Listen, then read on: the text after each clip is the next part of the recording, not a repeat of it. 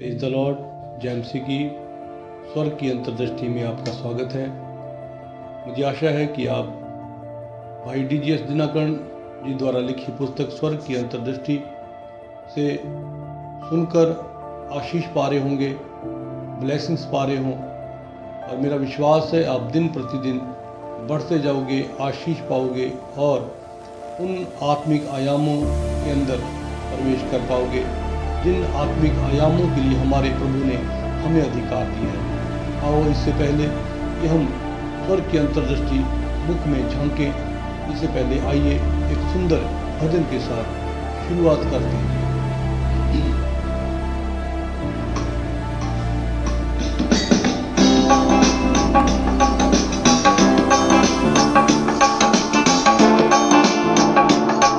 उन राहों पे चलना है,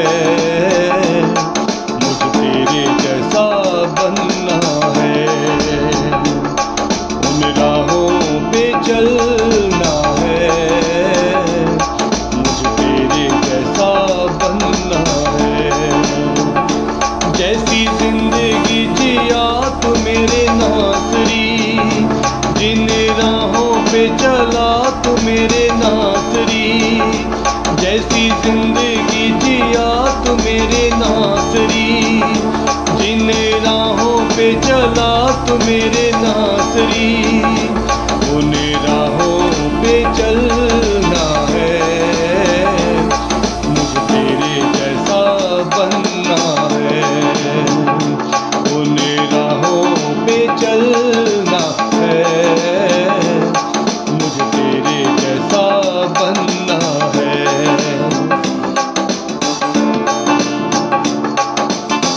जैसे तू लोगों के करीब जाता था, जैसे तू लोगों को समझ पाता था, जैसे तू लोगों के करीब जाता था, जैसे तू लोगों को समझ पाता था। मुझे ऐसे प्यार करना है, मुझे तेरे जैसा बनना है।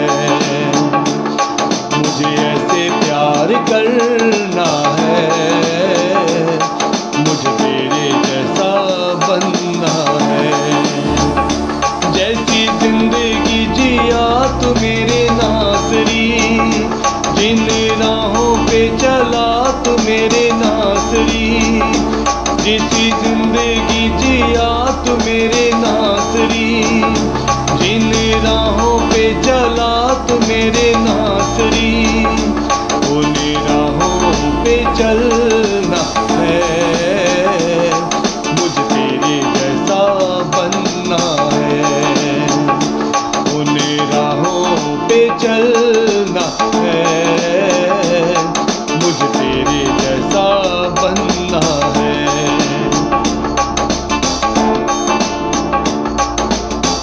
जैसे तू बोलता था देखता था तू, ना ही किसी से कभी रूठता था तू। जैसे तू बोलता था देखता था तू, ना ही किसी से कभी रूठता था तू। सच्चे प्यार का तू झरना है, मुझे तेरे जैसा बनना है। सच्चे प्यार का तो झरना है, मुझे तेरे जैसा बनना है। जैसी जिंदगी जिया तू मेरे नासरी, जिन राहों पे चला तू मेरे नासरी।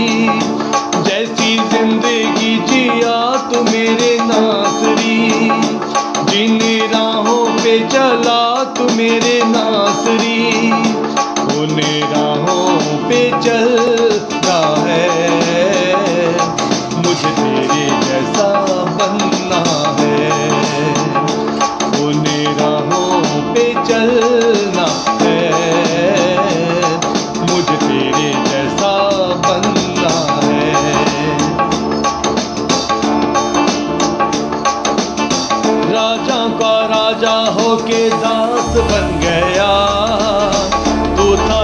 समंदर मगर प्यास बन गया, राजाओं का राजा होके दास बन गया। तू था समंदर मगर प्यास बन गया, तेरे लिए जीना मरना है,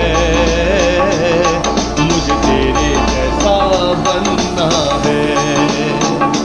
तेरे लिए जीना मरना है, मुझे तेरे जैसा बनना है। जैसी जिंदगी जिया तो मेरे नासरी, जिन राहों पे चला तो मेरे नासरी। जैसी जिंदगी जिया तो मेरे नासरी, जिन राहों पे चला तो मेरे नासरी। उन राहों पे चलना है, मुझे तेरे जैसा बनना है। उन राहों पे चलना है, मुझे तेरे जैसा बनना है।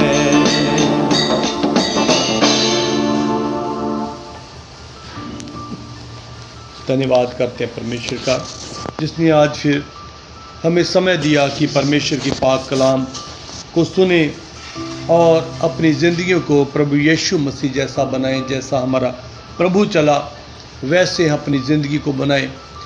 हम सब बनना चाहते हैं यीशु मसीह की तरह, हम सब अपने स्वामी की तरह बनना चाहते हैं, लेकिन उसकी तरह क्रूस कोई नहीं उठाना चाहता।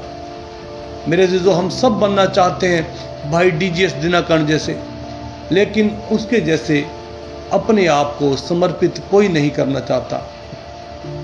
इसलिए हम वैसा नहीं बन पाते, क्योंकि हम कष्ट नहीं उठा पाते। कष्टों से हम भागते हैं, क्रूस उठाने से भागते हैं। आज ज़रूरत है कि हम उस क्रूस को उठाएं। आइए हम भाई डीजीएस दिनकरण द्वारा लिखित पुस्तक स्वर्ग की अंतर्दृष्टि में अंतर्दर्शन देखते हैं। स्वर्गदूतों द्वारा मार्गरक्षण। और ऐसा हुआ कि वह कंगाल मर गया और स्वर्गदूतों ने उसे लेकर इब्राहिम की गोद में पहुंचाया। लूका की अंजील उसका 16 बाब उसकी 22 आयत में इस पद के अनुसार स्वर्ग से स्वर्गदूत इस संसार में आकर आत्माओं को स्वर्ग में ले जाते हैं। कई वर्षों पूर्व वेलूर में देवनसेन जॉन नामक एक सम्माननीय व्यक्ति रहा करते थे, जिन्हें मैं पहले कभी नहीं जानता था। उन्होंने मुझे पत्र लिखकर यह निवेदन किया कि मैं उनके सबसे बड़े पुत्र के लिए प्रार्थना करूं, जो कि मरने पर था। परमेश्वर द्वारा यह प्रकट होने के बाद मैंने इस प्रकार वापस पत्र लिखा, श्रीमान, आपके पुत्र के प्राण नहीं बच सकते, परंतु इससे पहले कि वह प्रभु के पास जाए 2 चिन्ह दिए जाएंगे। वह अचानक आप लोगों को देखकर कहेगा, डैड और मॉम, कृपया आप लोग ना रोएं। एक स्वर्गदूत मुझे स्वर्ग में ले जाने के लिए आया है। मैं उसी के साथ जाऊंगा और फिर वह उसकी पसंद का एक गीत बताएगा और आपसे कहेगा कि आप लोग उसे गाएं। जब आप लोग उसे गा रहे होंगे, वह उस स्वर्गदूत के मार्गदर्शन में अपने अनंतकालीन घर में पहुंच जाएगा। ये उस निश्चय के चिन्ह होंगे कि आपका पुत्र स्वर्ग में जा रहा है। इसलिए हयाव बांधें। जब ये दोनों बातें ठीक वैसे ही हुई जैसा मैंने उन्हें पत्र लिखा था, तो उसके माता पिता को उनके वियोग में बहुत सांत्वना मिली। स्वयं प्रभु द्वारा स्वागत। परंतु जिसे स्तिफनुस ने पवित्र आत्मा से परिपूर्ण होकर स्वर्ग की ओर देखा और परमेश्वर की महिमा को और यीशु को परमेश्वर की दाहिनी ओर देखकर कहा, देखो, मैं स्वर्ग को खुला हुआ और मनुष्य के पुत्र को परमेश्वर के दाहिनी ओर खड़ा हुआ देखता हूँ। प्रेरितों के काम 7 बाब उसका 55-56 में परमेश्वर का पुत्र यीशु मसीह स्वर्ग में ठहरा हुआ था कि स्तिफनुस की आत्मा को स्वीकार करे और जिसने उसके लिए मरने का साहस किया था। एक बार मैं बीमार पड़ गया था और एक बड़ी शल्य चिकित्सा के बाद बड़ी दुर्बलता से दशा में अस्पताल में स्वास्थ्य लाभ ले रहा था। मेरे एक साधु भाई थे जिनका नाम श्री ई जॉर्ज था। वे मुझसे और यीशु बुलाता है सेवकाई से इतना प्रेम करते थे कि उन्होंने अपनी नौकरी से इस्तीफा दे दिया और पूर्ण रूप से यीशु बुलाता है सेवकाई से जुड़ गए। वे जो विविध प्रकार का काम इस सेवकाई में करते थे उसमें से एक था मेरे लिए समस्त संसार में सार्वजनिक सुसमाचार सभाएं आयोजित करना। मेरी भयंकर बीमारी के दुख को सहने में असमर्थ हो जाने से उन्हें बड़ा हार्ट अटैक हुआ और उनका अकस्मात उसी अस्पताल में देहांत हो गया। डॉक्टरों ने परामर्श के अनुसार मुझे यह समाचार नहीं दिया, परंतु अपनी बीमारी के बिस्तर पर मैंने उनकी मृत्यु का दर्शन देखा। मैंने उन्हें हमेशा की तरह अपने आलीशान कपड़ों में स्वर्ग में जाते हुए देखा। एक स्वर्गदूत ने जो उनकी प्रतीक्षा कर रहा था उन्हें उनके नाम से बुलाया और कहा, आ जाइए, प्रभु यीशु आपके लिए उत्सुकता से प्रतीक्षा कर रहा है। और फिर उन्हें यीशु के पास ले गया। प्रभु ने उन्हें गले लगाया और कहा, मेरे बेटे, जो भी भले कार्य तूने इस संसार में मेरे लिए किए उनमें से सबसे बड़ा था तेरे द्वारा सुसमाचार सभाओं का आयोजन करना और उनके माध्यम से हजारों लोगों को मेरी ओर फिरने में सहायता करना। धन्य है वे, हे अच्छे और विश्वास योग्य दास, तू थोड़े में विश्वास योग्य रहा, मैं तुझे बहुत वस्तुओं का अधिकारी बनाऊंगा। अपने स्वामी के आनंद में संभागी हो। मत्ती के इंजील 25 बाब उसका 21 में। यह कहकर उसने उन्हें प्रेम पूर्वक गले लगाया और इस आलिंगन ने जो आनंद और उनके अंदर भरा वह उनके चेहरे पर दिखाई दे रहा था। वह अवर्णनीय था। कांच का समंदर और उस सिंहासन के सामने मैंने बिल्लौर के समान कांच का सा समुद्र देखा। प्रकाशित वाक्य 4 का उसकी 6 आयत में। श्री ई जॉर्ज का व्यक्तिगत रीति से स्वर्ग में स्वागत करने के बाद, जैसा कि पिछले अनुच्छेदों में बताया गया है कि मैंने प्रभु को उनसे यह कहते सुना कि मैं अब तुझे उस जगह पर ले जाऊंगा जो स्वर्ग में तेरे लिए तैयार की गई है। इसके बाद मैंने उन्हें कांच के समुद्र पर ले जाते हुए देखा। उस समुद्र के स्फूर्तिदायक जल ने उनकी सारी थकान को दूर कर दिया। मैं देख सकता था कि किस प्रकार वे इस संसार की उनके सब पिछले कष्टीले वर्षों की स्मृति की निरंतरता से पूर्णतः मुक्त थे। उनका चेहरा प्रदीप्त था, परमेश्वर के आनंद से चमक रहा था। पवित्र आत्मा ने मुझे बताया, इसी प्रकार जो लोग स्वर्ग में प्रवेश करते हैं उनके मनों में से इस संसार के कष्टीले अतीत की संपूर्ण स्मृति मिट जाती है। जिस क्षण वे कांच के समुद्र को पार कर लेते हैं, वे संसार के उनके बीते समय के विषय में सब कुछ भूल जाते हैं। उनके मन पूर्णतः रूप से नए किए जाते हैं। कांच के समुद्र में से पार होने पर वे स्वर्ग में एक नए स्थान पर ले जाए गए, जो कि एक बिल्कुल नया स्थान था।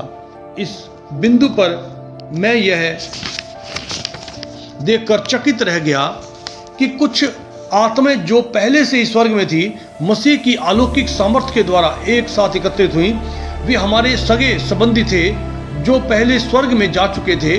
उनके साथ एक अद्भुत मिलन हुआ और वे उल्लास और आनंद से भर गए। फिर वे मेरी दृष्टि से ओझल हो गए। हमारा प्रभु कितना अनुग्रहकारी, वह चाहता है कि हमारा आनंद हर प्रकार से पूरा हो जाए। धन्यवाद करते हैं परमेश्वर के इस सुंदर वचन के लिए। मेरा विश्वास है कि इन वचनों से आपका साहस बढ़ेगा, आशा जागेगी और आप निराश ना होंगे और हमेशा आनंद में परिपूर्ण होते जाओगे। आप इन वचनों को जैसे जैसे सुनोगे, आपके अंदर से वो मृत्यु का डर जो है निकलता जाएगा। मेरे अज़ीज़ों, मृत्यु कुछ नहीं है, मृत्यु एक सिर्फ परिवर्तन है। जैसा कि भाई डीजीएस दिनकरण जी ने बताया कि किस प्रकार से उन्होंने, जो लोग उनके अजीज थे, इस शरीर को छोड़ते हुए उनके बाद उन्होंने वो कहाँ गए, वो सारे दर्शन परमेश्वर ने उन्हें दिखाए हैं। आओ हम अया बांधे उस परमेश्वर की महिमा के लिए तैयार हों। कल मिलते हैं नए एपिसोड के साथ, नए वचन के साथ। जय मसीह की।